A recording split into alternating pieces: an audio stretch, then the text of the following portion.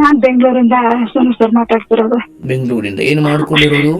Sir ಅವತ್ತು ಹೂವು ಕಟ್ತೀನಿ ಅಂತ ಹೇಳಿದೆ. ಓಹೋ, ಹೂವು ಕಟ್ತೀರಿ. ಹೌದು ಹೌದು ಸೋನು ಸರ್. ಹೇಳ್ಕೊಳೋದು ಏನಾದ್ರು ಇದೆಯಾ ತಾಯಿ? ಸೋನು ಸರ್ ಏನಂದ್ರೆ ಹೇಳ್ಕೋಬೇಕಿತ್ತು, ಬಟ್ ಏನ್ ಹೇಳ್ಕೊಳ್ಳೋ ಅಂತ ಗೊತ್ತಾಗ್ತಿಲ್ಲ ಸೋನು ಸರ್. ಅದು ಚೆನ್ನಾಗಿದ್ದೀರಾ? ಆರೋಗ್ಯ ಚೆನ್ನಾಗಿದ್ಯಾ? ಈಗ ನೀವು ದೇವ್ರಿಗೋಸ್ಕರ ಪೂಜೆ ಮಾಡ್ತೀರ, ದೇವರೇ ಮುಂದೆ ಬಂದು ನಿಂತ್ಕೊಂಡ್ರೆ ಓಡ್ತೀರ. ಹಂಗೆ ಆಗಿದೆ ಸೋನು ಸರ್, ಏನ್ ಮಾತಾಡ್ಬೇಕೋ ಗೊತ್ತಾಗ್ತಾ ಇಲ್ಲ. ಏನಿಲ್ಲ, ಸಾಗರ ಮಾಡ್ಕೊಳ್ಳಿ.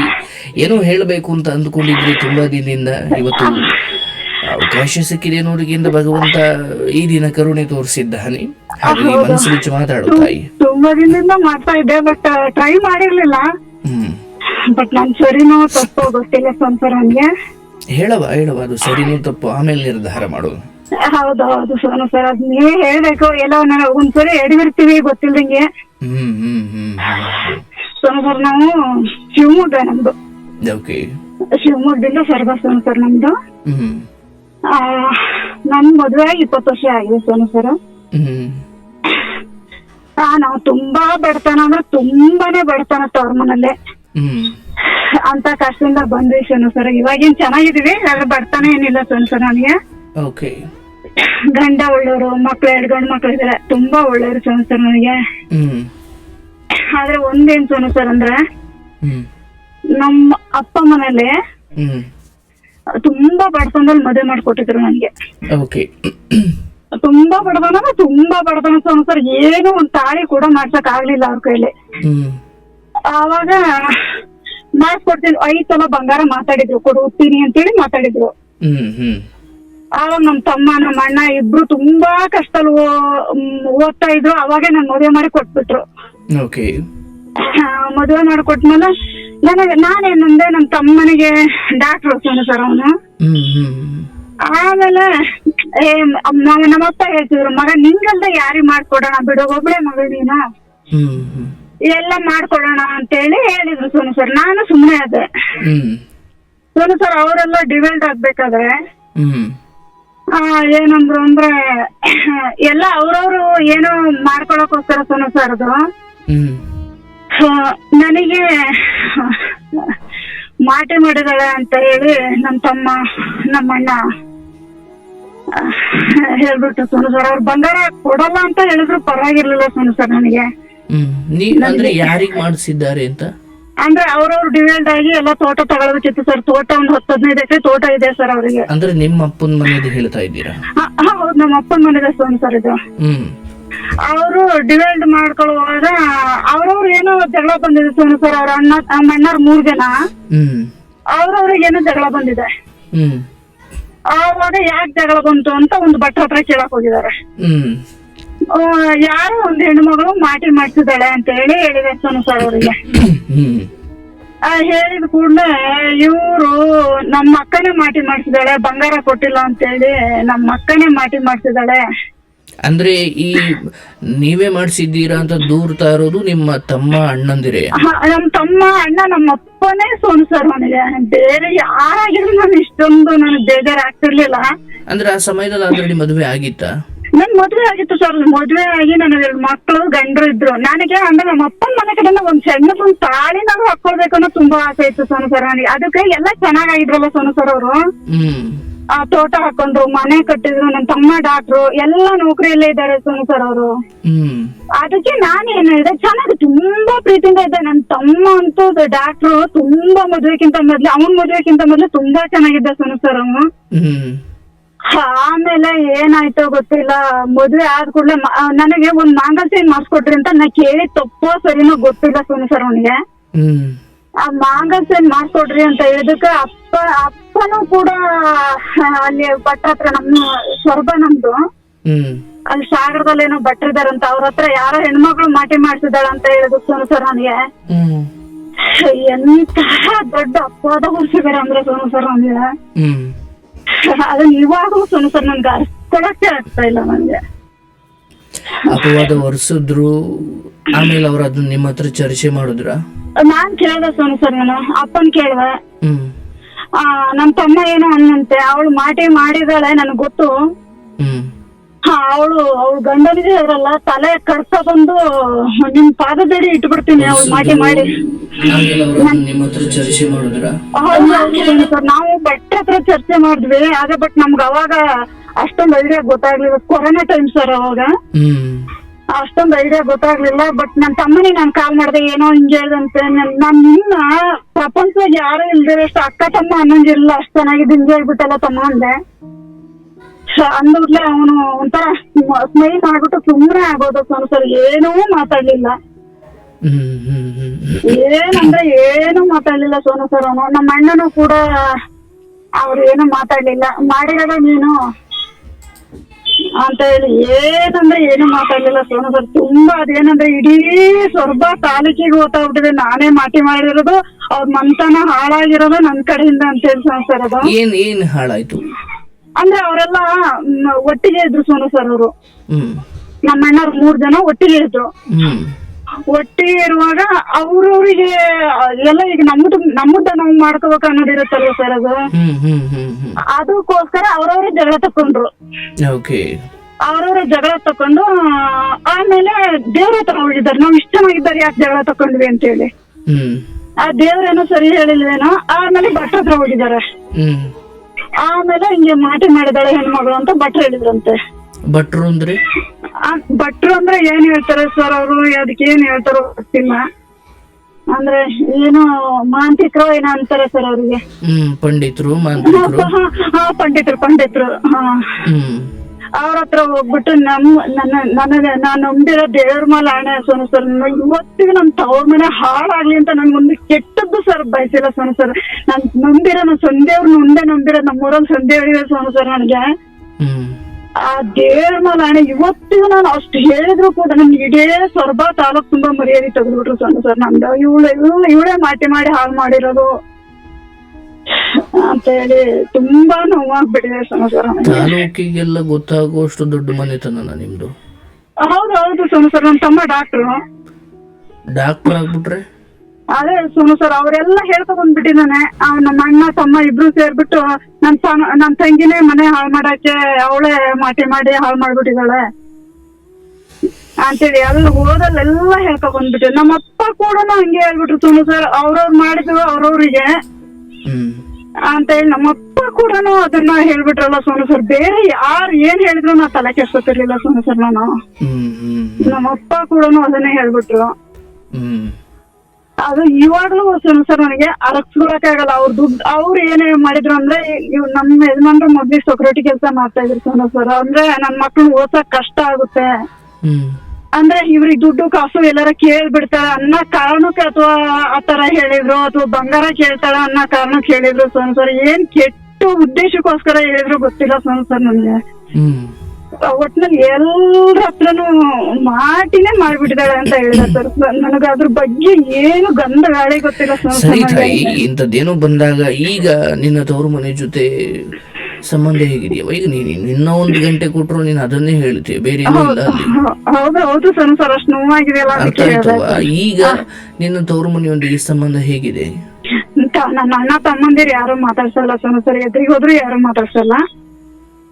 ಮದುವೆ ಆಗಿದೆ? ಎಲ್ರಿಗೂ ಮದುವೆ ಆಗಿದೆ ಸೋನು ಸರ್. ಅವ್ರ ಹೆಂಡತಿದಿರು ಮಾತಾಡಿಸ್ತಾರ? ಅವ್ರ ಹೆಂಡತಿದ್ರು ನಮ್ಗೆ ಅವ್ರ ಎದುರು ಭೇಟಿ ಸಿಕ್ಕ್ರೂ ಅವ್ರ ಕಾರ್ ಮೇಲೆ ಬೈಕ್ ಮೇಲೆ ಎಲ್ಲ ಹೋಗ್ತಾರಲ್ಲ ಸೋನು ಸರ್ ಅವರು. ಹಂಗಾಗಿ ನಮ್ನೇನ್ ಅವ್ರೆಲ್ಲ ಮಾತಾಡ್ಸಲ್ಲ. ಅಂದ್ರೆ ಮಾತಾಡ್ಸದೇ ಇರೋದಿಕ್ಕೆ ಇದೇ ಕಾರಣ ಅಂತ? ಇದೇ ಕಾರಣ ಸರ್. ಅದು ಒಂದ್ ಮಾತು ಅವ್ರು ಕರಿಯೋದ್ ಬೇಡ ಬಿಡಿ ಸೋನು ಸರ್, ಏನ್ ಮಾಡಕ್ಕಾಗಲ್ಲ ಕೊಟ್ಟೇನ್ ಕುಲ್ದವ್ರಿಗೆ. ಆದ್ರೂ ಕೂಡ ಇಂತ ಒಂದ್ ಕೆಟ್ಟ ಅಪವಾದ ಹೊರಿಸ್ಬಿಟ್ರಲ್ಲ ಅನ್ನೋದೊಂದು ತುಂಬಾ ಬೇಜಾರು ಸಂಸಾರ. ನನ್ಗೆ ಅರ್ಥ ಆಗುತ್ತವ. ಆದ್ರೆ ಈಗ ಒಂದು ಹೆಣ್ಮಗಳಾಗಿ ಅಂತ ಅಪವಾದ ಬಂದಾಗ, ಅಂತ ಕಳಂಕ ಬಂದಾಗ, ಸಹಜವಾಗಿ ಒಬ್ಬ ಮಗಳಾಗಿ ಯೋಚನೆ ಮಾಡಿದಾಗ ಅಯ್ಯೋ ಒಡ ಹುಟ್ಟಿದವ್ರು ಹೆಂಗ ಅಂದ್ಬಿಟ್ರಲ್ಲ, ಬೇರೆ ಯಾರು ಅಂದಿದ್ರೆ ಬಿಡಪ್ಪ ಅವ್ರಿಗೆ ನನ್ ಬಗ್ಗೆ ಗೊತ್ತಿಲ್ಲ ಅನ್ಬೋದಿತ್ತು. ಈ ಜೊತೆಗಿದ್ದವರು, ಒಡ ಹುಟ್ಟಿದವರು, ರಕ್ತ ಸಂಬಂಧವೇ ಈ ರೀತಿ ಕಳಂಕ ಹೊರಿಸಿದಾಗ ಹೌದು ಅದು ದುಃಖವಾಗುತ್ತೆ. ಆದ್ರೆ ನಿನ್ ಬಾಯಿಂದಲೇ ಒಂದು ಮಾತು ಬಂತು, ಕೊಟ್ಟ ಹೆಣ್ಣು ಕುಲಕ್ಕೆ ಹೊರಗು. ಅಂದ್ರೆ ನಾನೀಗ ಹೊರಗಡೆ ಬಂದಿದ್ದೀನಿ, ನಾನೀಗ ಇನ್ನೊಂದು ಮನೆಯ ಬೆಳಕು. ಹೌದು ಹೌದು ಸೋನು ಸರ್. ಹೌದಲ್ಲ? ಅಂದ್ರೆ ಇಡೀ ಸ್ವರ್ಗಕ್ಕಲ್ಲ, ಇಡೀ ಜಗತ್ತಿಗೆ ನೀನು ಕೆಟ್ಟವಳು ಅಂತ ಅವ್ರು ಹೇಳ್ತಿದ್ದಾರೆ. ಬಟ್ ವಾಸ್ತವವಾಗಿ ನಾನಂಗ ಮಾಡಿಲ್ಲ ಅನ್ನೋದು ನಿನಗೆ ಗೊತ್ತು, ನಿನ್ನ ಅಂತರಾತ್ಮಕ್ಕೆ ಗೊತ್ತು, ಪರಮಾತ್ಮನಿಗೆ ಗೊತ್ತು. ಹೌದು ಹೌದು ಸೋನು ಸರ್. ಈಗ ಅಂತಿಮವಾಗಿ ಅವರು ನಿನ್ ಜೊತೆ ಮಾತಾಡ್ತಾ ಇಲ್ವೋ, ಅವ್ರ ಹೆಂಡತಿರು ಮಾತಾಡ್ತಿಲ್ವೋ, ನಿಮ್ಮ ಅಪ್ಪ ಮಾತಾಡ್ತಾ ಇಲ್ವೋ, ನೋಡವ, ಸಂಬಂಧಕ್ಕಿಂತ ಸತ್ಯ ದೊಡ್ಡದು. ನಿನಗೆ ಸತ್ಯ ನಿನ್ನ ಪರ ಇದೆ ಅನ್ನೋದಾದ್ರೆ ಈ ಸಂಬಂಧಗಳಿಗೆ ಯಾವುದೂ ಬೇಡ. ಅಂದ್ರೆ ನೀನು ಸತ್ಯ ಹೇಳೋದ್ರಿಂದ ಎಷ್ಟು ಕೆಲವು ಸಂಬಂಧಗಳು ಅಥವಾ ನೀನು ಸತ್ಯವನ್ನ ಎತ್ತಿ ಹಿಡಿಯೋದ್ರಿಂದ ನಿನ್ನವರೇ ನಿನ್ನಿಂದ ದೂರವಾಗುತ್ತಾರ, ಪರವಾಗಿಲ್ಲ. ಯಾಕಂದ್ರೆ ಆ ಉಲು ಮನುಷ್ಯರಿಗಿಂತ, ಉಲು ಮಾನವರಿಗಿಂತ ಸತ್ಯ ತುಂಬಾ ದೊಡ್ಡದು. ಯಾಕಂದ್ರೆ ನೋಡ್ತಾಯಿ, ನೀನು ಸುಮ್ಮನೆ ಹೇಳ್ತೀನಿ, ನೀನು ಅಕಸ್ಮಾತ್ ಮಾಡಿಸಿ ನಿನ್ನ ಅಪ್ಪ ಅಮ್ಮ ಅಥವಾ ನಿನ್ನ ಅಪ್ಪ, ನಿನ್ನ ಅಣ್ಣ, ನಿನ್ನ ತಮ್ಮಂದಿರು, ಅಯ್ಯೋ ನಮ್ಮ ತಂಗಿ ಅಂಥವಳಲ್ಲಪ್ಪ, ಅವಳ ಮ್ಯಾಗ ನಾನು ಅನುಮಾನ ಪಡಬಾರ್ದು, ದೇವ್ರ ಮೆಚ್ಚುತ್ತಾನ ಅಂದ್ರೆ ನೀನು ನಿಜಕ್ಕೂ ಮಾಡಿಸಿದೀಯ. ಬಟ್ ಅವ್ರು ನಿನ್ನನ್ನು ಹಂಗೆ ನೋಡ್ತಾ ಇಲ್ಲ ಅಂದಾಗ, ಅವರು ನಿನ್ನನ್ನು ಬಹಳ ಒಳ್ಳೆ ರೀತಿಯಲ್ಲಿ ನಡೆಸ್ಕೊಂಡ್ರೆ ನಿನ್ನ ಆತ್ಮಸಾಕ್ಷಿ ನಿನ್ನನ್ನು ಕೊಲ್ಲುತ್ತೋ ಇಲ್ವೋ?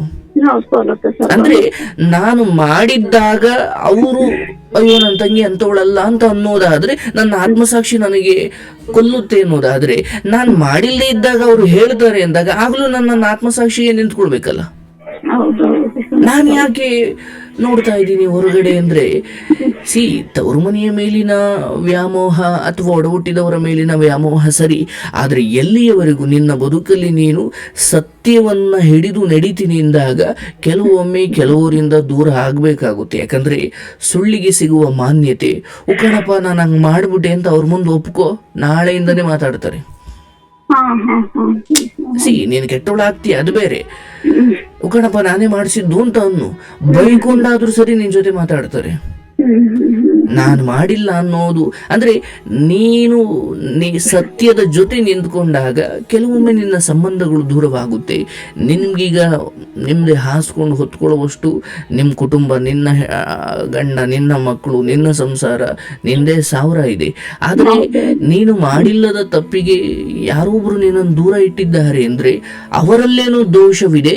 ಅದಕ್ಕೆ ಭಗವಂತನೇ ಅವರಿಂದ ನಿಮ್ಮನ್ನು ದೂರ ಇಡಿಸಿದ್ದಾನೆ. ಅವರಲ್ಲಿ ದೋಷ ಕಳೆದು ಹೋದ ಮೇಲೆ ಅವನೇ ಒಂದು ಮಾಡ್ತಾನೆ. ಈಗ ದೋಷ ಇರೋದು ಅವರಲ್ಲಿ, ನಿನ್ನಲ್ಲಲ್ಲ. ಈಗ ಕೆಸರು ನನ್ನಿಂದ ದೂರ ಹೋದ್ರು ಅಥವಾ ನಾನು ಕೆಸರಿಂದ ದೂರ ಹೋದ್ರು ನನಗದ್ ಲಾಭವೇ ಹೌದು.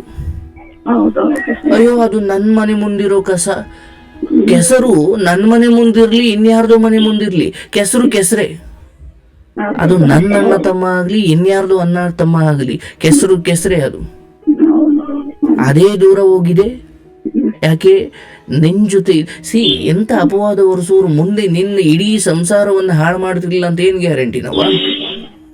ಅಂದ್ರೆ ಯಾವುದನ್ನು ಭಗವಂತ ನಿಮ್ಮಿಂದ ದೂರ ಇಟ್ಟಿದ್ದಾನಲ್ವಾ, ಅದು ಅಣ್ಣ ಇರ್ಬೋದು, ತಮ್ಮ ಇರ್ಬೋದು, ಸಂಬಂಧಿಕರಾಗಿರ್ಬೋದು, ಅದ್ರ ಹಿಂದೆ ಏನೋ ಒಂದು ಭಗವಂತನ ಕಾರುಣ್ಯ ಇರುತ್ತೆ.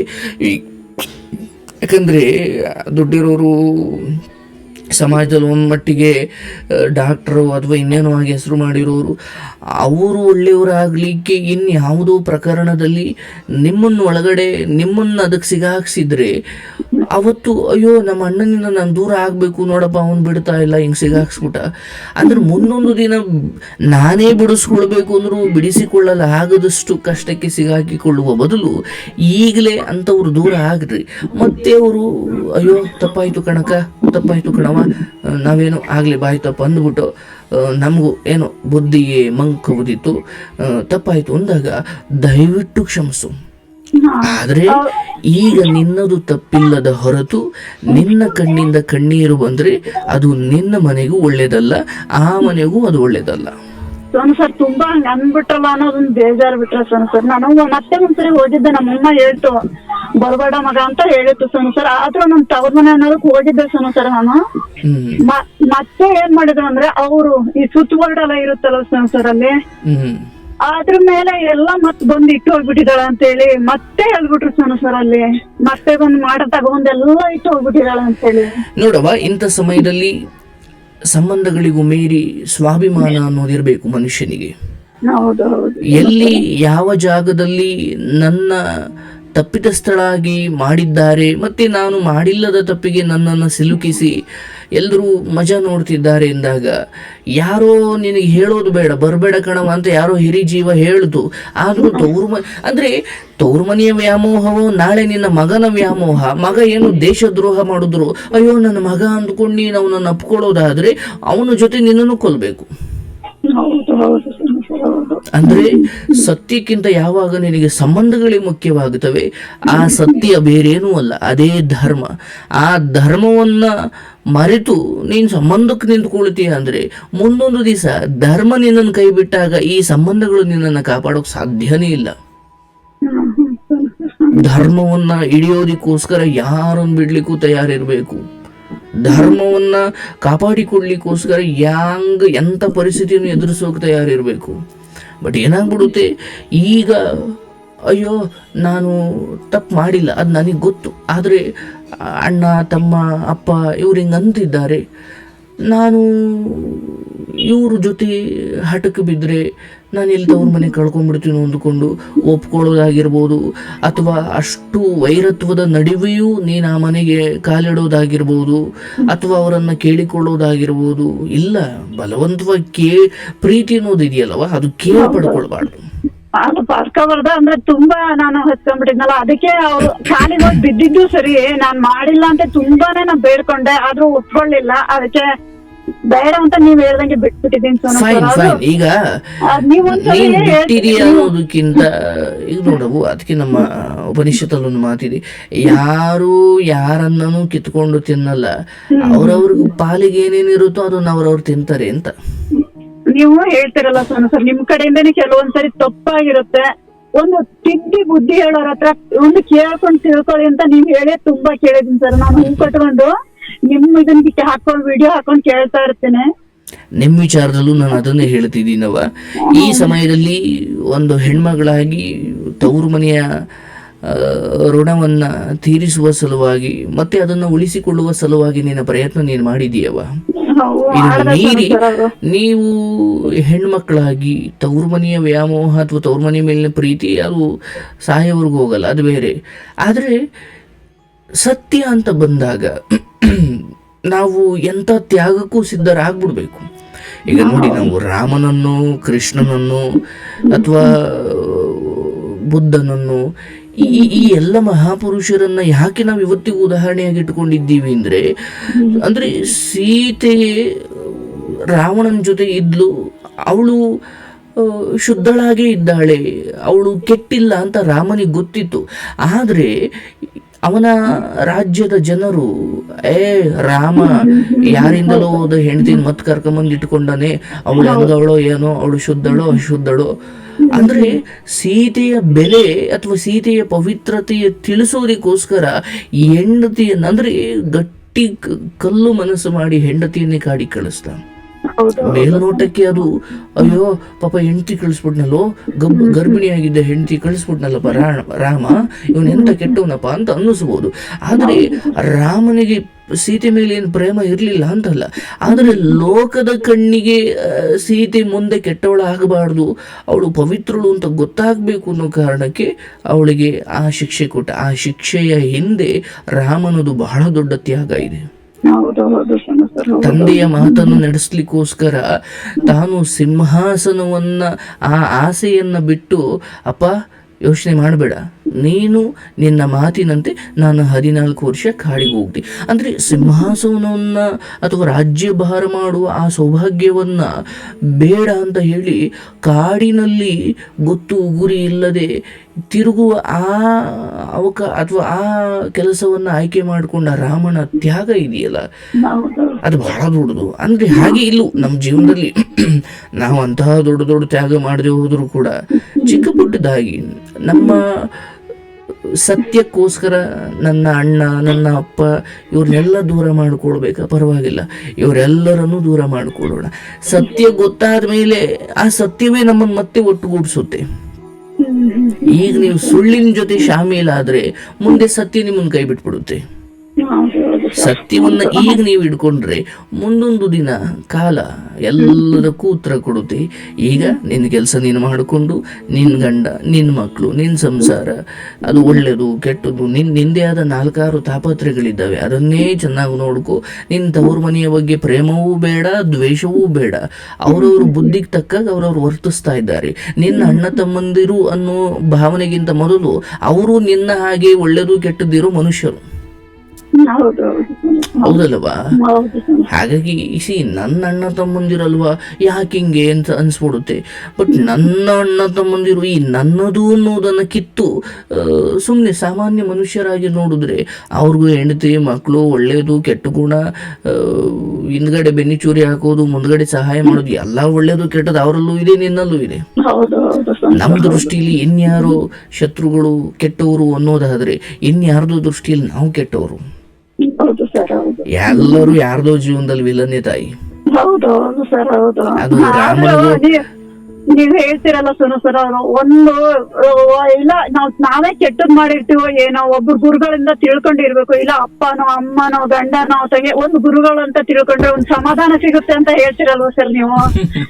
ಅದಕ್ಕೆ ಪಾಪ ನಾನು ಟೈಮ್ ಜಾಸ್ತಿ ತಗೊಳಲ್ಲ, ಪಾಪ ತುಂಬಾ ಜನ ಕಷ್ಟದಲ್ಲಿ ಇರ್ತಾರೆ, ಮಾತಾಡ್ಬೇಕಂತ ಕಾಯ್ತಾ ನಾನು ಅಂದ್ರೆ ತುಂಬಾ ಜನ ತವ್ರ ಮನೆ ವಿಚಾರದಲ್ಲಿ ಎಷ್ಟೋ ಸಾರಿ ಸ್ವಾಭಿಮಾನವನ್ನ ಮರೆತು ತವ್ರ ಮನೆಯನ್ನು ಉಳಿಸಿಕೊಳ್ಳಲಿಕ್ಕೆ ಪ್ರಯತ್ನ ಪಡೋದು ಅದೊಂದು ಶ್ರೇಷ್ಠ ಗುಣವೇ ಹೌದು. ಆದರೆ ನಮ್ಮಲ್ಲಿ ಒಂದು ಕಥೆ ಇದೆ ಕಣವ, ಶಿವನ ಹೆಂಡತಿ ಸತೀದೇವಿ ಅಂತ, ದಕ್ಷನ ಮಗಳು. ಅಂದ್ರೆ ದಕ್ಷ ಒಂದು ಯಜ್ಞವನ್ನ ಮಾಡ್ತಾ ಇದ್ದ, ಅಲ್ಲಿಗೆ ಎಲ್ಲಾ ದೇವತೆಗಳನ್ನೂ ಕರೆದಿದ್ದ. ಆದರೆ ತನ್ನ ಅಳಿಯ ಅಂದ್ರೆ ಶಿವನ ಮೇಲೆ ಬಹಳ ಕೋಪ ಅವನಿಗೆ. ಇವನು ಸ್ಮಶಾನಕ್ಕಾಯವನು, ದೆವ್ವಗಳ ಜೊತೆ ಇರೋನು, ಮೈಗೆ ವಿಭೂತಿ ಬಳ್ಕೊಂಡು ವಿಕಾರವಾಗಿರೋನು, ಇವನಿಗೆ ಯಾಕೆ ಅಂತ ದೇವತೆಗಳು ಬರೋ ಜಾಗದಲ್ಲಿ ಇವನು ಯಾಕೆ ಇರಬೇಕು ಅಂದ್ರೆ ತನ್ನ ಮಗಳನ್ನೇ ಅವನಿಗೆ ಕೊಟ್ಟಿದ್ರು ಕೂಡ ಅವನ ಮೇಲೆ ಬಹಳ ಕೋಪ. ಆದ್ರೆ ಈ ಸತೀದೇವಿ ದಕ್ಷನ ಮಗಳಾದ್ರು, ಶಿವನಿಗೆ ಹೆಂಡತಿ ಆದ್ರು, ಅಯ್ಯೋ ಎಲ್ಲಾ ದೇವತೆಗಳನ್ನು ಈಗ ಒಂಥರ ನಿಮ್ಮ ಮನೇಲಿ ಹಬ್ಬ ಮಾಡಿ ಯಾರೋ ಒಬ್ರು ನಿಮ್ಮ ಅಕ್ಕನೋ ತಂಗಿನನ್ನು ಬಿಟ್ಟು ಬೇರೆ ಎಲ್ಲರನ್ನೂ ಕರೆಸಿ ಊಟ ಹಾಕ್ಸ್ದಂಗೆ ಈ ಸಮಯದಲ್ಲಿ ನಮ್ಮ ಪುರಾಣಗಳಲ್ಲಿ ಏನ್ ನಡೀತು, ಅಲ್ಲಿ ಏನ್ ನಿರ್ಧಾರ ತಗೊಂಡ್ರು ಅನ್ನೋದ್ರ ಬಗ್ಗೆ. ಈ ದಕ್ಷ ಶಿವನನ್ನ ಕರೀದೇನೆ ಬೇರೆ ಎಲ್ಲರನ್ನು ಕರೆದು, ವಿಷ್ಣು ಇದ್ದ, ಬ್ರಹ್ಮ ಇದ್ದ, ಕೋಟಿ ದೇವತೆಗಳು ಇದ್ರು, ನಾರದರಿದ್ರು, ಎಲ್ಲ ಋಷಿಮುನಿಗಳು ಇದ್ರು. ಆದ್ರೆ ಶಿವ ಆ ಲೋಕಕ್ಕೆ ಆತ ಭಗವಂತನ ಸ್ವರೂಪ. ಅದನ್ನ ಬ್ರಹ್ಮ ಬೇರೆ ಅಲ್ಲ, ವಿಷ್ಣು ಬೇರೆ ಅಲ್ಲ, ಶಿವ ಬೇರೆ ಅಲ್ಲ, ಅವು ರೂಪದಲ್ಲಿ ಬೇರೆ ಬೇರೆ ಆದ್ರೂ ಶಕ್ತಿ ಒಂದೇ ಆಗಿರುವುದರಿಂದ ಎಲ್ಲರನ್ನು ಕರೆದಿದ್ದಾನೆ, ಶಿವನನ್ನು ಕರೆದಿಲ್ಲ. ಆಗ ಆ ಶಿವನ ಹೆಂಡತಿ ಅಂದ್ರೆ ದಕ್ಷನ ಮಗಳು ಸತೀದೇವಿಗೆ, ಅಯ್ಯೋ ನನ್ನ ಗಂಡನನ್ನೇ ಕರೆದಿಲ್ವಲ್ಲ, ಯಾಕಿಂಗೆ ಅಂತ ಅಪ್ಪನ ಬಳಿ ಹೋಗ್ತಾಳೆ. ನೀವು ಮಾಡ್ತಾ ಇರೋ ತಪ್ಪು, ನನ್ನ ಗಂಡನಿಗೆ ಸಿಗ್ಬೇಕಾಗಿರೋ ಗೌರವ ಸಿಗ್ತಾ ಇಲ್ಲ, ನೀವು ಯಾಕೆ ಯಜ್ಞಕ್ಕೆ ಆತನನ್ನು ಕರೆದಿಲ್ಲ ಅನ್ನೋದ್ರ ಬಗ್ಗೆ ಎಷ್ಟು ಕೇಳ್ಕೊಂಡ್ರು ಕೂಡ ದಕ್ಷ ಮನೆಗೆ ಬಂದಿದೆಯ ಮಗಳು ಬಾರಪ್ಪ ಏನು ಮಾತಾಡ್ಸಲ್ಲ, ಬಹಳ ಅವಮಾನ ಮಾಡಿಬಿಡ್ತಾನೆ. ಅವಳು ಅಂದ್ರೆ ದಕ್ಷನ ಮಗಳಾಗಿರ್ಬೋದು, ಆದ್ರೆ ಆ ಕ್ಷಣಕ್ಕೆ ಅವಳು ಶಿವನ ಹೆಂಡತಿಯಾಗಿ ಮತ್ತೆ ಅದಕ್ಕೂ ಮೀರಿ ಒಬ್ಬ ಮನುಷ್ಯಳಾಗಿ ನನಗೆ ಸ್ಥಾನಮಾನ ಇಲ್ಲದ ಜಾಗದಲ್ಲಿ, ಅಥವಾ ನನ್ನ ಗಂಡನಾದ ಶಿವನಿಗೆ, ಈಶ್ವರನಿಗೆ ಬೆಲೆ ಇಲ್ಲದ ಜಾಗದಲ್ಲಿ, ಅಥವಾ ಈ ಬದುಕು ನನಗೆ ಬೇಡ ಅಂದು ಅಗ್ನಿ ಪ್ರವೇಶ ಮಾಡ್ತಾಳೆ. ಆ ಸಮಯದಲ್ಲಿ ಒಂದು ಶಾಪ ಕೂಡ ಕೊಡ್ತಾಳೆ. ನೀನು ಅಂದ್ರೆ ದಕ್ಷನ ಸಾವು ಮುಂದೆ ಅದೇ ಮಗಳು ಅಂದ್ರೆ ಸತೀದೇವಿ ಯಾರು ಬೆಂಕಿಯಲ್ಲಿ ಬೆಂದು ಹೋದ್ಲು ಅಥವಾ ಬೆಂಕಿಗೆ ಆಹುತಿ ಆದ್ಲು, ನಾನ್ ಸಾಯ್ತೀನಿ ಅಂತ ಆಕೆ ಬೆಂಕಿಗೆ ಆರಿ ಆದ ಮೇಲೆ ಅದು ಶಿವನಿಗೆ ಗೊತ್ತಾಗಿ ಶಿವ ತನ್ನ ಜಟೆಯಿಂದ ಒಂದು ಕೂದಲನ್ನ ಕಿತ್ತು ನೆಲಕ್ಕಾಗ್ತಾನ ಕೋಪದಲ್ಲಿ. ಆಗ ಆ ಜಟೆಯಲ್ಲಿ ಹುಟ್ಟಿದ್ದು ಭೈರವೇಶ್ವರ ಅಥವಾ ಭೈರವ. ಆ ಭೈರವ, ಸ್ವಾಮಿ ನನ್ನಿಂದ ಏನಾಗಬೇಕು, ನನ್ನನ್ನು ಕರೆಸಿದ ಉದ್ದೇಶ ಏನು ಅಂದಾಗ ಶಿವ ಹೇಳ್ತಾನೆ, ಹೋಗು ಅವನ ತಲೆಯನ್ನು ಕಡ್ದು ಹಾಕು ಅಂತ ಹೇಳಿದಾಗ ಉಗ್ರ ರೂಪದಲ್ಲಿರುವ ಭೈರವ ಬಂದು ಆ ದಕ್ಷನ ತಲೆಯನ್ನ ಕಡಿತಾನೆ. ಅಂದ್ರೆ ತನ್ನ ಗಂಡನಿಗೆ ಬೆಲೆ ಸಿಗದಾಗ ಅಥವಾ ತನಗೆ ಬೆಲೆ ಸಿಗದಾಗ ತನ್ನ ತಂದೆ ಅನ್ನೋದನ್ನು ನೋಡ್ಲಿಲ್ಲ ಆಕೆ. ಮೊದಲು ತನ್ನ ಅಂದ್ರೆ ಒಬ್ಬ ವ್ಯಕ್ತಿಯಾಗಿ ನನಗಲ್ಲಿ ಸ್ವಾಭಿಮಾನ, ನನಗೊಂದು ಬೆಲೆನೇ ಇಲ್ಲ ಅಂದಾಗ ಅದು ತಂದೆ ಮನೆ ಆದ್ರೇನು ತಾತನ ಮನೆ ಆದ್ರೇನು. ಹೌದು ಸರ್, ನನ್ ಕತೆ ಅಲ್ಲಿಗೆ ಬಂತಲ್ವಾ ಸರ್. ಅದಕ್ಕೆ ಇದನ್ನು ಹೇಳಿದೆ ಅವ್ವ, ಹೌದು ಸರ್. ಅರ್ಥ ಆಯ್ತಲ್ಲ. ಹಾಗಾಗಿ ನೀವ್ ಹೇಳಿದ್ ಪಕ್ಕ ಸರಿ ಸರ್. ಎಲ್ಲಾ ಫಂಕ್ಷನ್ ಮಾಡ್ಕೊತಾರ, ಅವ್ರಿಗೆ ಮಕ್ಳು ಹುಟ್ಟಿದಾರೆ, ಎಲ್ಲಾ ಫಂಕ್ಷನ್ ಮಾಡ್ಕೊತಾರೆ. ನನ್ ಗಂಡನ್ನ ಕರೆಯಲ್ಲ, ನನ್ ಮಕ್ಕಳನ್ನ ಮಾತಾಡ್ಸಲ್ಲ ಸರ್. ಇಟ್ಸ್ ಓಕೆ ತಾಯಿ, ಪರವಾಗಿಲ್ಲ. ಭಗವಂತ ನಿಮ್ಮನ್ನು ರಸ್ತೆ ಬದಿಲಿ ಇಟ್ಟಿಲ್ಲವ. ಚೆನ್ನಾಗಿಟ್ಟಿದ್ದೇನೆ ಸರ್. ನನಗೆ ನಿಮ್ಮ ಆಶೀರ್ವಾದನೆ ಜಾಸ್ತಿ ಇದೆ. ಯಾಕಂದ್ರೆ 1.5 ವರ್ಷದಿಂದ ನಾನ್ ಟ್ರೈ ಮಾಡಿರ್ಲಿಲ್ಲ, ಕೇಳ್ಕೊಂಡಿರ್ತಾ ಇದ್ದೆ. ಬಟ್ ತುಂಬಾ ನೀವು ಬುದ್ಧಿ ಹೇಳ್ತಾ ಇದ್ರಿ, ತುಂಬಾ ಹೆಣ್ಮಕ್ಳಿಗೆ ಏನೇನೋ ಸಾಂತ್ವನ ಹೇಳ್ತಿದ್ರಿ. ಸತ್ತೋಗಿರೋ ಜೀವ ಬದುಕಿ ಬಂದಿದೀವಿ ಅನ್ನೋ ರೇಂಜಿಗೆ ಹೆಣ್ಮಕ್ಳೆಲ್ಲ ತುಂಬಾ ಒದ್ದಾಡ್ತಿದ್ರು ಸರ್. ಅದು ಅಂತ ನಮ್ದು ಒಂದು ಸಿಚುವೇಶನ್ ಕೇಳಿದ್ರೆ ಏನಾದ್ರು ಒಂದ್ ಸಲಹೆ ಹೇಳ್ಬಹುದು, ಏನಾದ್ರು ನನ್ ಕಡೆಯಿಂದ ತಪ್ಪಾಗಿದೆಯಾ, ಏನಾಗಿದೆ, ನಿಮ್ಮನ್ನ ಒಂದ್ ಮಾತು ಕೇಳೋಣ ಅಂತೇಳಿ ತುಂಬಾ ದಿನದಿಂದ ತಲೆಯಲ್ಲಿ ಇತ್ತು ಸರ್. ಅದು ಇರ್ಲಿ ತಾಯಿ, ನಿನ್ನಲ್ಲಿರೋ ಕೆಲವು ಮಮಕಾರಗಳನ್ನ ನನ್ನವರು ಅನ್ನೋ ಭಾವನೆಗೂ ಮೀರಿ ನಾನೀಗ ಯಾರು, ನಾನು ಆ ಮನೆಯ ಮಗಳಾಗಿ ಯೋಚನೆ ಮಾಡಿದಾಗ ಇನ್ನು ಮದುವೆ ಆಗಿಲ್ಲದೆ ಹೋಗಿದ್ರೆ ನೀನು ಹೋಗಿ ಕಾಲಿಗೆ ಬೀಳವ ನಾನು. ಈಗ ನೀನು ಮದುವೆ ಆಗಿ ಅಂದ್ರೆ ನಿನ್ನ ಅಸ್ತಿತ್ವಕ್ಕೆ ಈಗ ಬೇರೆ ಅರ್ಥ ಸಿಕ್ಕಿದೆ. ಈಗಲೂ ನೀನು ಮನೆ ಮಗಳಾಗಿ ಯೋಚನೆ ಮಾಡ್ತೀನಿ ಅಂದ್ರೆ ಈ ಮನೆಗೆ ಅದು ಮೋಸ ಮಾಡ್ದಂಗ ಆಗ್ಬಿಡುತ್ತೆ. ಇಲ್ಲ ಸರ್, ನಾನು ಅವ್ರ ಮನೆಗೆ ನನ್ ಗಂಡನ್ನೇ ಅಲ್ಲಿ ಎದುರಿಗೆ ಹೋದ್ರು ಮಾತಾಡ್ಸಲ್ಲ, ನನ್ ಮಕ್ಕಳು ಮಾತಾಡ್ಸಲ್ಲ, ಅವ್ರಿಗೆ ಮಾತಾಡ್ಸ್ಮೇಲೆ ನನಗೇನ್ ಸರ್, ನನಗೆ ಅಂತ ದೊಡ್ಡ ಪುಟ್ಟ ಅಪೋದ ಹೊರಿಸಿದ್ಮೇಲೆ ನನಗೆ ಏನಿದೆ ಸರ್ ಆ ಮನೇಲಿ. ಇರ್ಲಿ ಅದ್ರ ಬಗ್ಗೆ ದ್ವೇಷ ಬೇಡ ತಾಯಿ, ಎಲ್ಲವನ್ನು ಭಗವಂತ ನೀನೇ ನೋಡ್ಕೊಳಪ್ಪ. ನಾನ್ ಅಂತರ್ಗು ಹೇಳ್ದೆ ಸರ್, ನಮ್ ಊರಲ್ಲಿ ಸಂದೇವ್ರೆ ಇರೋದು, ಆ ದೇವ್ರ ಮೇಲೆ ಆಣೆ ಮಾಡಿ ಹೇಳ್ತೀನಿ, ಬೇಕಾದ್ರೆ ದೇವ್ ನನ್ ಕರ್ಕೊಂಡ್ಬಿಡ್ಲಿ, ನನ್ ಸಾಯಿಸ್ಬಿಡ್ಲಿ ಅಂತೇಳಿ ಸಂದೇವ್ರ ಮೇಲೆ ನಾನು ಆಣೆ ಮಾಡಲ್ಲ ಸರ್. ನಾನು ಸಂದೇವ್ರ ಮೇಲೆ ಆಣೆ ಮಾಡಿ ಹೇಳ್ತೀನಿ, ನಾನ್ ಮಾಡಿಲ್ಲ, ನನ್ ಪಾಲ್ಗೊನೆ ಮಾಡಿಲ್ಲ ಅಂದೆ ಸರ್ ನಾನು. ಆದ್ರೂ ಅವ್ರು ನೀನೇ ಮಾಡಿದ್ದು ಅಂತೇಳಿ ನನ್ ಮೇಲೆ ಅಪವಾದ. ಸರಿ ತಾಯಿ, ಅಪವಾದ ಮಾಡ್ಲಿ, ತೊಂದ್ರೆ ಇಲ್ಲ. ನೀನ್ ನೆಮ್ಮದಿ ಹೂವ ಕಟ್ಕೊಂಡು ಆರೋಗ್ಯ ನೋಡ್ಕೊಂಡು ಮಕ್ಳು ನೋಡ್ಕೊಂಡು ಗಂಡನ್ ನೋಡ್ಕೊಂಡು ಇರೋ ಜೀವನ, ಅದು ನಾಳೆಯೋ ನಾಡಿದ್ದೋ ಮುಂದಿನ ವರ್ಷನೋ ಮುಂದಿನ 20 ವರ್ಷನೋ 40 ವರ್ಷನೋ, ಈ ಜೀವನಕ್ಕೆ ಒಂದು ಎಕ್ಸ್ಪೈರಿ ಡೇಟ್ ಅಂತ ಏನಿಲ್ಲ. ಹೌದು ಸರ್, ಹೌದು. ನೀವ್ ಹೇಳ್ತಿರಲ್ಲ ಸರ್, ನಾಳೆನೆ ಜೀವನ ಮುಗಿದು ಹೋಗ್ಬೋದು, ಇರಲ್ ತನಕ. ಹಾಗಾಗಿ ಇರೋಷ್ಟು ದಿನ ನಾನು ಅವನ್ ಸರಿ ಇಲ್ಲ ಇವನ್ ಸರಿ ಇಲ್ಲ, ಕಡಿಗೆ ನೇನ್ ಸಾಯ್ಬೇಕಾದ್ರೆ ಗೊತ್ತಾಗುತ್ತೆ ಎಲ್ಲ ಸರಿ ಇದ್ರು ನಾನೇ ಸರಿ ಇರ್ಲಿಲ್ಲ ಅಂತ.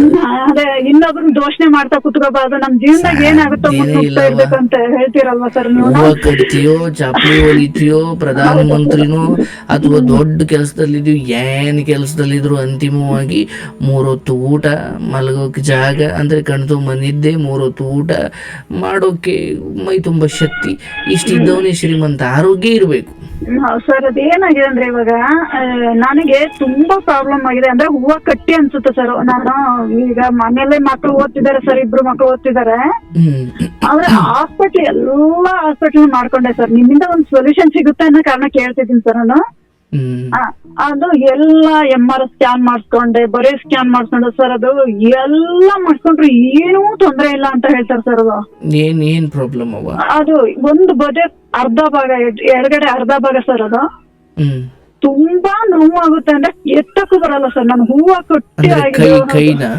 ಹೌದು ಸರ್, ಇಡೀ ಅರ್ಧ ಭಾಗನೇ ಸರ್, ಸೊಂಟ ತನಕ ಇಡೀ ಅರ್ಧ ಭಾಗನೇ ಸರ್. ಏನೇ ಸರ್ ಸೊಲ್ಯೂಷನ್ ಸಿಗುತ್ತೆ ಅಂತ ಹೇಳ್ತಿದ್ದೀನಿ ಸರ್ ನಿಮ್ಮ ಹತ್ರ.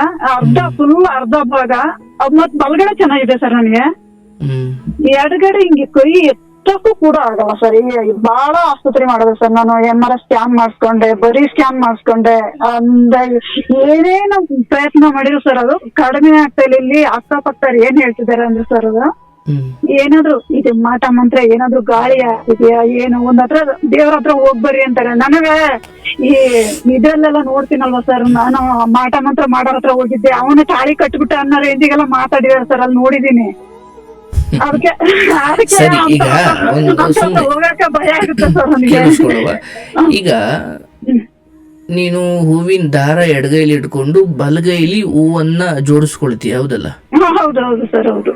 ಈ ಎಡಗೈ ಇದೆಯಲ್ಲ, ಹೆಚ್ಚು ಕಮ್ಮಿ ಗಂಟೆ ಗಟ್ಲೆ ಅದು ಒಂದೇ ಸ್ಥಿತಿಲಿ ಇರುತ್ತೆ. ಒಂದೇ ಸ್ಥಿತಿಯಲ್ಲಿ ಇರುತ್ತೆ. ಹೌದು ಸರ್, ಹೌದು. ಬಲಗೈ ಮಾತ್ರ ಹೂವ ಹಿಂಗ್ ತಿರುಗಿಸ್ಕೊಳ್ಳೋದು, ಜೋಡಿ ಮಾಡ್ಕೊಳ್ಳೋದು, ಅದು ಇದು. ಆದ್ರೆ ಇಲ್ಲಿ ಸಮಸ್ಯೆ ಎಲ್ಲಿದೆ ಅಂದ್ರೆ, ಈ ನನಗೋವ ಇದನ್ನ ನಾನು ಯಾಕೆ ಹೇಳ್ತಾ ಇದ್ದೀನಿ ಅಂದ್ರೆ, ಮೊದಲು ಈಗ ನನ್ನನ್ನು ನೋಡಿ ನಾನು ಹಿಂಗೆ ಕೂತಿದ್ದೀನಿ, ಮೈಕ್ ಇಲ್ಲಿದೆ, ನನ್ನ ಕಿವಿಲಿ ಏರ್ಫೋನ್ ಇದೆ, ನೀವು ಮಾತಾಡೋದು ಕೇಳಿಸುತ್ತೆ, ಈಗ ಇಷ್ಟು ಫೆಸಿಲಿಟಿ ಇದೆ. ಮೊದಲು ಭಾಳ ಹಿಂದೆ ಈ ಯಾವಾಗಾದ್ರೂ ನೋಡಿ ನೀವು ಈ ಲೈವ್ ಮುಗ್ದಾದ್ಮೇಲೆ ಹಿಂಗೆ ಫೋನ್ ಇಟ್ಕೊಳ್ಳೀನಿ, ಇದು ನಾನು ಬಳಸೋ ಫೋನು ನೋಕ್ಯ ಇದೆಯಲ್ಲ, ಇದೇ ನಾನು ಬಳಸೋದು. ಇದನ್ನ ಹಿಂಗೆ ಎಡಗೈಲಿ ಈಗ ಮೈಕ್ ಇಲ್ಲ ಐತೆ ಅಂತ ಅಂದ್ಕೊಳ್ಳೋಣ, ಈಗ ಹಿಂಗೆ ಇಟ್ಕೊಳ್ತಾ ಇದ್ದೆ. ಹಿಂಗೆ ನಾನು ಬಿಸಿ ರಕ್ತ ಗೊತ್ತಾಗಲಿಲ್ಲ, ನನಗೆ ಇತ್ತೀಚೆಗೆ ಅಪೆಂಡಿಕ್ಸ್ ಆಪರೇಷನ್ ಆಯ್ತು. ಹಿಂಗೆ ಇಟ್ಕೊಂಡಿದ್ದೆ, ಒಂದೂವರೆ ವರ್ಷ ನನ್ನ ಕಾರ್ಯಕ್ರಮ ಈ ಎಡಗೈಲಿ ಹಿಂಗೆ ಇಟ್ಕೊಂಡೇ ಮಾಡ್ತಿದ್ದೆ, ಗಂಟೆಗಟ್ಲೆ 2 ಗಂಟೆ ಎಲ್ಲ. ಆಮೇಲೆ ಶುರುವಾಯಿತು ಎದೆ ನೋವು, ಅಪೆಂಡಿಕ್ಸ್ ಟೈಮಲ್ಲಿ ಸ್ವಲ್ಪ ದೇಹ ವೀಕ್ ಆಯಿತು, ನೋವು ಶುರುವಾಯಿತು. ನಾನು ಏನು ಔಷಧಿ ತಗೊಂಡ್ರು ಏನು ಹೋಗ್ತಾ ಇಲ್ಲ, ಇದು ಯಾಕೆ ಎದೆಯೆಲ್ಲ ನೋವು, ಭುಜ ಎಲ್ಲ ನೋವು, ಸೊಂಟ ನೋವು, ಕೂತ್ಕೊಂಡ್ರೆ ಏನಪ್ಪ ಇದು ಹಿಂಗೆ ಆಗ್ತಿದೆ. ಆಮೇಲೆ ನನಗೆ ಯಾರೋ ಡಾಕ್ಟ್ರ್ ನೀವು ಹೆಂಗೆ ಏನು ಮಾಡ್ತೀರಿ, ಅದು ಆ ಕೆಲಸ ಹೆಂಗೆ ಮಾಡ್ತೀರಿ ಅಂತ ಆಮೇಲೆ ನನಗೇ ಗೊತ್ತಾಯಿತು. ಅಯ್ಯೋ ನಾನು ಗಂಟೆಗಟ್ಟಲೆ ಹಿಂಗೆ ಎಡಗೈಲಿ ಹಿಂಗೆ ಬರೀ 2 ಕಡೆ, ಬಲಗಡೆ ಏನೂ ಇಲ್ಲ, ಬರೀ 2 ಕಡೆ. ನಿಮ್ಮ ಸಮಸ್ಯೆ ಕೂಡ ಈಗ ಅಲ್ಲೇ ನಿಂತಿದೆ. ಹೌದು ಸರ್, ಇಲ್ಲಿ ದಯವಿಟ್ಟು ಇದನ್ನ ನಾನು ಹೆಂಗ್ ಸರಿ ಮಾಡ್ಕೊಂಡೆ ಅಂದ್ರೆ, ನನ್ಗೆ ಯಾವಾಗದ ಅರ್ಥ ಆಯ್ತೋ ನಾನು ಅದಕ್ಕೆ ಫುಲ್ ರೆಸ್ಟ್ ಕೊಟ್ಟೆ. ನಾನು ಈ ಎಲ್ಲ ಸೆಟಪ್ ಮಾಡ್ಕೊಂಡಿದ್ದು ಆ ಕಾರಣಕ್ಕೆ. ಎಡಗೈಲಿ ಫೋನ್ ಇಟ್ಕೊಳ್ಳೋದು ಬಿಟ್ಟೆ. ಮತ್ತೆ ಈಗ ನೋವಾಗ್ತಿದೆ ಅಂತೀರಾ, ಮತ್ತೆ ಅದೇ ಕಟ್ತಾ ಇದ್ದೀರಾ, ನೀವು ಅದಕ್ಕೆ ಸೊಲ್ಯೂಷನ್, ನೀವು ಅದಕ್ಕೆ ಸ್ವಲ್ಪ ರೆಸ್ಟ್ ಕೊಡ್ಬೇಕು. ಒಂದೇ ಸರಿ ಇಷ್ಟು ಊಟ ಮಾಡೋದಕ್ಕಿಂತ ಇಷ್ಟಿಷ್ಟೇ ಊಟ 4 ಸರಿ ಮಾಡಿ ಅಂತ. ಅಂದ್ರೆ ಒಂದೇ ಸರಿ ಇಷ್ಟು ಹೂವು ಕಟ್ಟಿ ಕೈ ನೋಯಿಸ್ಕೊಳ್ಳೋದಕ್ಕಿಂತ ಇಷ್ಟಿಷ್ಟು ಕಟ್ಟಿ ಈ ದೇಹಕ್ಕೆ ಈ ಅಂಗಾಂಗಗಳಿಗೆ ಒಂದು ರೆಸ್ಟ್ ಅಂತ ಇಲ್ಲದೆ ಹೋದ್ರೆ ಅದು ಸ್ವಲ್ಪ ಬಿಸಿ ರಕ್ತದಲ್ಲಿ ಏನು ತೊಂದರೆ ಕೊಡದೇ ಇರ್ಬೋದು. ಆಮೇಲೆ ಅದು ಒಂದು ಟೈಮ್ ಬರುತ್ತೆ, ಇದೇನಪ್ಪ ಯಾವ ಮಾತ್ರ ತಗೊಂಡ್ರು ಸರಿ ಹೋಗ್ತಿಲ್ಲ, ಇದು ಯಾವ್ದು ದೆವ್ವನೋ ಭೂತನೋ ಏನೂ ಇರಲ್ಲ, ಎಂದೋ ಮಾಡಿದ ಪಾಪಕ್ಕೆ ಇವತ್ತು ಅನುಭವಿಸ್ತೀವಿ ಅಷ್ಟೇ. ಹೌದು ಸರ್, ಅದು ನಾನು 7 ವರ್ಷ ಆಯ್ತು ಸರ್ ಹೂ ಕಟ್ತಾ ಇತ್ತು. ಈ ವರ್ಷ ನೀವ್ ಹೇಳ್ದಂಗೆ ಅದು ಬಿಸಿ ರಕ್ತ ಇದ್ದಾಗ ಗೊತ್ತಾಗ್ಲಿಲ್ಲ ಸರ್. ಅದು ಈ ವರ್ಷ ಏನ್ ಆಸ್ಪತ್ರೆ ಮಾಡಿದ್ರೆ ಕಡಿಮೆ ಆಗಿಲ್ಲ ಸರ್ ಅದು. ಹಾಗಾಗಿ ಆದಷ್ಟು ಯಾವ 2 ಕೈ ಮೇಲೂ ಕೂಡ ಒತ್ತಡ ಹಾಕದೇನೆ ಆದಷ್ಟು 2 ಕೈನ ಸಮ ಪ್ರಮಾಣದಲ್ಲಿ ಬಳಸಿ, ಎಡಗೈಲಿ ಏನು ನೋವಾಗ್ತಿದೆ ಇದು ಸ್ವಲ್ಪ ನೀವು ನಾನು ಹೇಳ್ದಂಗೆ ಸ್ವಲ್ಪ ಕಟ್ಟಿ ಆಮೇಲೆ ಸ್ವಲ್ಪ ರೆಸ್ಟ್ ಕೊಡೋದು, ಸ್ವಲ್ಪ ಕಟ್ಟೋದು, ಸ್ವಲ್ಪ ರೆಸ್ಟ್ ಕೊಡೋದು. ಹೀಗೆ ನೀವು ಅದನ್ನು ನಿಮ್ಮ ದಿನಚರಿಯನ್ನು ಸ್ವಲ್ಪ ಬದಲಾಯಿಸಿ ಮಾಡುವ ಕೆಲಸದ ಕ್ರಮವನ್ನು ಸ್ವಲ್ಪ ಬದಲಾಯಿಸೋದೇ ಇದಕ್ಕೆ ಔಷಧಿ ಹೊರತು ನೀವು ಇನ್ನೇನು ತಗೊಂಡ್ರು ಇನ್ನೆಲ್ಲೂ ಹೋಗಿ ಕೇಳಿದ್ರು ಅದೇ ಇನ್ನೇನೋ ಹುಟ್ಟುತ್ತೆ, ಮತ್ತೆ ಅದಕ್ಕಿನ್ನೇನೋ ಮಾಡಿಸಿ, ಮತ್ತೆ ಅದಕ್ಕಿನ್ನೇನೋ ಮಾಡಿಸಿ ಎಲ್ಲೂ ಹೋಗಿಲ್ಲ ಸರ್. ನಾನು ಅದಕ್ಕೆ ಒಂದ್ ಮಾತು ನಿಮ್ಗೆ ಮೊನ್ನೆ ಒಂದ್ಸರಿ ಕರೆ ಮಾಡಿದ್ದೆ, ಸಿಕ್ಕಿತ್ತು, ನಮ್ ಭಯಕ್ಕೋಸ್ಕರ ಕಟ್ ಮಾಡಿದ್ನೋ ನೀವೇ ಮಾಡಿರೋ ಗೊತ್ತಿಲ್ಲ ಸರ್. ಅದು ಅದೇ ಇದೊಂದು ಕೇಳ್ಕೋಬೇಕು ಅಂದ್ರೆ ನಾನ್ ಕುತ್ಕೊಂಡ್ ಮಾಡೋ ಕೆಲಸದಲ್ಲಿ ನಿಮ್ಮದು ಬಿಟ್ರೆ ನಮ್ದು 2 GB ನೀವು ಯೂಟ್ಯೂಬ್ ಅನ್ನ ಖಾಲಿ ಆಗ್ಬಿಡುತ್ತೆ ಸರ್. ಒಂದು ನನ್ನ ಫ್ರೆಂಡ್ ಶೋಭಾ ಅಂತ ಇದ್ದಾರೆ, ಅವ್ರಿಗೂ ತುಂಬಾನೇ ಕಳ್ಸಿದೀನಿ, ನೋಡು ಸೋನಿ ಸರ್ ಇಂದ ಏನೇನೋ ಅನುಭವಗಳು ತಿಳ್ಕೋಬಹುದು, ನಿಂದೆ ಕಷ್ಟ ಅಂತ. ಅವಳು ತುಂಬಾ ನೋಡ್ತಾಳೆ ಸರ್. ಅದು ನನಗೆ ಅವಳು ಹೇಳಿದ್ಲು ಸರ್, ನೀನ್ ತಮ್ಮಂದಿರ್ನೆಲ್ಲ ಬಿಟ್ಬಿಡು. ಈಗ ನನ್ ಫ್ರೆಂಡ್ ಆಗಿ ಹೇಳ್ತೀನಿ, ನಾನ್ ತುಂಬಾ ಹೇಳ್ತಿದ್ದೆ ನನ್ ತಮ್ಮರ್ ಹಿಂಗ್ ಮಾಡ್ಬಿಟ್ರು, ನನ್ ಕೆಟ್ಟ ಪದ ಹೊರ್ಸಿದ್ರು ಅಂತ. ತುಂಬಾ ನೀವು ಮೋಟಿವೇಶನ್ ಮಾಡಿದ್ರೆ ಮಾಡಿದಾಳೆ ಸರ್ ಅವಳು. ಅವಳಿಗೊಂದು ತುಂಬಾ ಥ್ಯಾಂಕ್ಸ್ ಅವಳಿಗೆ. ನಿಮ್ ಕಡೆಯಿಂದ ತಿಳಿಸ್ಬಿಡಿ ಸರ್ ಅವಳಿಗೆ, ಯಾಕೆಂದ್ರೆ ಅವಳು ನಿಮ್ಗಿಂತನೂ ಹಿಂಗ್ ಅವ್ರ ಮನೆ ಕಡೆ ಕಾಲ ಇಡ್ಬೇಡ ಅಂತ ಒಂದ್ ಕೆಟ್ಟ ಪದ ಬರ್ತಿದ್ದಾರೆ, ಬೇಡ ಬಿಟ್ಟು ಬಿಡು ಅಂತ ಹೇಳಿ ತುಂಬಾನೇ ಹೇಳ್ತಿದ್ಲು ಸರ್ ಅವಳು. ಇರ್ಲಿ ಬಹುಶಃ ಆ ಸಮಯದಲ್ಲಿ ನಿಮ್ ಜೊತೆ ನಿಂತಿರೋರು ನೀವು ಸ್ಮರಿಸೋದು ನಿಮಗೆ ದೊಡ್ಡ ಗುಣ. ಅದಿಷ್ಟು ಮಾಡ್ತಾಯಿ ಅದನ್ನ ಸ್ವಲ್ಪ ನೀವು ನಿಮ್ಮ ದಿನಚರಿಯನ್ನು ಬದಲಾಯಿಸ್ಕೊಳ್ಳೋದ್ರಿಂದ ಇದು ಖಂಡಿತ ಮುಂದಿನ 4-5 ತಿಂಗಳು ಅದಕ್ಕೆ ಒತ್ತಡ ಕೊಡ್ಬೇಡಿ. ಈಗ ಅಯ್ಯೋ ಅಲ್ಲಿ ಸಾರು ಒಂಚೂರು ಉಪ್ಪಾಗ್ಬಿಟ್ಟತೆ, ಒಂಚೂರು ಉಪ್ಪು ಕೊಡಿ, ಇಲ್ಲಿ ಸಾರು ಉಪ್ಪಾದ್ರೆ ನಾನು ಒಂಚೂರು ಸಪ್ ನೀರು ಬಿಡಿ ಇನ್ಬೇಕು, ಸಾರು ಉಪ್ಪಾಗ್ಬಿಟ್ಟಿದೆ ಉಪ್ಪು ಕೊಡಿ ಅಂದ್ರೆ ಮತ್ತೆ ಉಪ್ಪಾಗುತ್ತದ ಅಷ್ಟೇ. ಕೈ ನೋಯ್ತದೆ ಅನ್ಕೊಂಡು ನೀವು ಮತ್ತೆ ಅದನ್ನೇ ಮಾಡಿದ್ರೆ ಉಪ್ಪಾಗಿರೋ ಸಾರಿಗೆ ಮತ್ತೆ ಉಪ್ಪು ಹಾಕ್ದಂಗೆ ಇದು. ಹೌದು ಸರ್, ಹೌದು ಹೌದಲ್ಲ? ಹಾಗಾಗಿ ಸ್ವಲ್ಪ ಇದಕ್ಕೆ ಇಂಥದ್ದೇನೋ ಸ್ವಲ್ಪ ವ್ಯವಸ್ಥೆಯಲ್ಲಿ ಮಾಡೋ ಕೆಲಸದಲ್ಲಿ, ಅಥವಾ ಎಡಗೈಗೆ ಒತ್ತಡ ಕೊಡೋದ್ರಲ್ಲಿ, ಅಥವಾ ಎಡಗಡಿಗೆ ಹಿಂಗೆ ಒರಿಕೊಂಡು ಹೂವು ಕಟ್ಟೋದು, ಅಥವಾ ಯಾಕಂದ್ರೆ ಹೂವು ಕಟ್ಟಬೇಕಾದ್ರೆ ಹಿಂಗೆ ಕಾಲ್ ನೀಡ್ಕೊಂಡು ಆಮೇಲೆ ಬಗ್ಗಿ ಎಡಗಡಿಗೆ ಬಗ್ಬಿಡ್ತೀವಿ. ಹೌದು ಸರ್, ಹೌದು ಹೌದು. ಇದು ಇಲ್ಲಿಯ ಸಮಸ್ಯೆ ಹೊರತು ಇದು ನನ್ನ ಅರಿವಿಗೆ ಬಂದಂತೆ ಇದು ಯಾವುದು ಹೊರಗಡೆದು ಯಾವುದು ಸಮಸ್ಯೆ ಅಲ್ಲ. ನಾನು ಅದಕ್ಕೆ ಸರ್ ನಿಮ್ಮನ್ನ ಕೇಳ್ಕೊಂಡ್ರೆ ನನಗೆ ಮುಂದುವರಿಯಕ್ಕೆ ಒಂದು ದಾರಿ ಸಿಗುತ್ತೆ ಅಂತ ಕೇಳಿದೆ ಸರ್ ನಾನು. ಖಂಡಿತ ತಾಯಿ, ಇದಕ್ಕೆ ಸಮಸ್ಯೆಯ ಶುರು ಅಥವಾ ಸಮಸ್ಯೆಯ ಪರಿಹಾರ ಎರಡೂ ನಿನ್ನ ಹವ್ಯಾಸಗಳಲ್ಲಿ ಅಡಗಿದೆ. ಬೇರೆಲ್ಲೂ ಏನೋ ಕೇಳಿ ದೇವಸ್ಥಾನಕ್ಕೆ ಹೋಗ್ತೀಯ, ಪೂಜೆ ಮಾಡ್ತೀಯ, ಯಾರೋ ಪಂಡಿತರಿಗೆ ನಮಸ್ಕಾರ ಮಾಡ್ತೀಯ, ಬರ್ತೀಯ. ಪ್ರಶ್ನೆ ಕೇಳೋದಷ್ಟು ನಿನಗೆ ಉತ್ತರಗಳು ಬೇಡ ನಿನ್ ಕತೆ ಮೇಲೆ. ಯಾಕಂದ್ರೆ ನನ್ನ ತಮ್ಮರೇ ತುಂಬಾ ಅನುಭವ ಕೊಟ್ಬಿಟ್ಟಿದ್ದಾರೆ, ಕೇಳ್ಬಿಟ್ಟು ನಾನ್ ಕೇಳಕ್ ಸಿಕ್ಕಾಕೊಳ್ಳೋದು ಬೇಡ ಸರ್ ನಾನು. ಇರ್ಲಿ ತಾಯಿ, ಒಳ್ಳೇದಾಗುತ್ತೆ. ನಿಮ್ಗೆ ದೀರ್ಘಾಯುಷ್ಯವಿದೆ, ಚೆನ್ನಾಗಿ ಬದುಕಿ, ಶುಭವಾಗಲಿ ತಾಯಿ. Thank you sir, thank you. ನೋಡಿ, ತುಂಬ ಸರಿ ಇಂಥ ವಿಚಾರಗಳು ಬಂದಾಗ ನಮ್ಗೆ ಅನಿಸ್ಬೋದು, ಕೇಳ್ತಾ ಇರೋರಿಗಾಗಲಿ ಅಥವಾ ನನಗಾಗಲಿ, ಅಯ್ಯೋ ಇದೇನು ಸಮಸ್ಯೆ ಅಲ್ಲ ಬಾ, ಅಯ್ಯೋ ಇದೇನು ವಿಶೇಷ ಅಲ್ಲ ಬಾ ಅಂತ. ಆದರೆ ಒಂದು ಹೆಣ್ಮಗಳಾಗಿ ತಾನು ಹುಟ್ಟಿದ ಮನೆಯವರೇ ತನಗೆ ಕಳಂಕ ಹೊರಿಸ್ತಾರೆ ಎಂದಾಗ ಆ ಜೀವ ಅದೆಷ್ಟು ನೊಂದಿರಬೇಕಯ್ಯ. ಇರಲಿ, ಏನೋ ಭಗವಂತನ ದಯೆಯಿಂದ ಈ ಕಾರ್ಯಕ್ರಮ ಈ ಹೆಣ್ಮಗಳು ತವ್ರ ಮನೆಯವರು ಏನಾದರೂ ನೋಡಿದ್ರೆ, ಮಾಟ ಮಾಡಿಸಿದ್ದಾರೋ ಬಿಟ್ಟಿದ್ದಾರೋ ಅದ್ರ ಬಗ್ಗೆ ನಾನು ಮಾತಾಡಲ್ಲ. ಆದರೆ ಒಂದು ಮನೆಯ ಹೆಣ್ಮಗಳಾಗಿ ತನ್ನ ಮನೆಯನ್ನೇ ಹಾಳು ಮಾಡುವ ಸಂಸ್ಕಾರ ಈ ನೆಲದ ಹೆಣ್ಮಕ್ಳಿಗಿಲ್ಲ, ಅಥವಾ ಅಂಥ ಕೆಟ್ಟ ಭಾವನೆ ಬರಲಿಕ್ಕೆ ಸಾಧ್ಯ ಇಲ್ಲ. ಒಂದು ಅರ್ಥ ಮಾಡ್ಕೊಳ್ಳಿ, ಯಾರೋ ಮಾಡಿಸಿ ನಿಮ್ಮನ್ನು ಹಾಳು ಮಾಡಲಿಕ್ಕಾಗಲ್ಲ, ಅಥವಾ ಯಾರೋ ಏನೋ ಪೂಜೆ ಮಾಡಿಸಿ ನಿಮ್ಮನ್ನು ಉದ್ಧಾರನೂ ಮಾಡಲಿಕ್ಕಾಗಲ್ಲ. ನಿಮ್ಮ ಆಲೋಚನೆಗೆ ಬಿಟ್ಟಿದ್ದು. ನಿಮಗೆ ಬಂದ ನೋವುಗಳು, ಸಂಕಷ್ಟಗಳು ನೀವು ಜಗಳ ಆಡ್ಕೊಂಡು ಈ ಹೆಣ್ಮಕ್ಳ ಮೇಲೆ ಒರೆಸಿದ್ರೆ, ಅಯ್ಯೋ ನಾವು ತುಂಬ ಚೆನ್ನಾಗಿದ್ದೋ, ಈಗ ನಾವು ಇಷ್ಟೊಂದು ಜಗಳ ಮಾಡ್ಕೊಂಡ್ಬಿಟ್ಟಿದ್ದೀವಿ, ಅವಳೇನೋ ನಮಗೆ ಜಗಳ ಮಾಡ್ಕೊಂಡಿರೋದು ನೀವು, ಮತ್ತೆ ಬೆರಳು ಆ ಕಡೆ ತೋರಿಸ್ತಾ ಇದ್ದೀರಿ.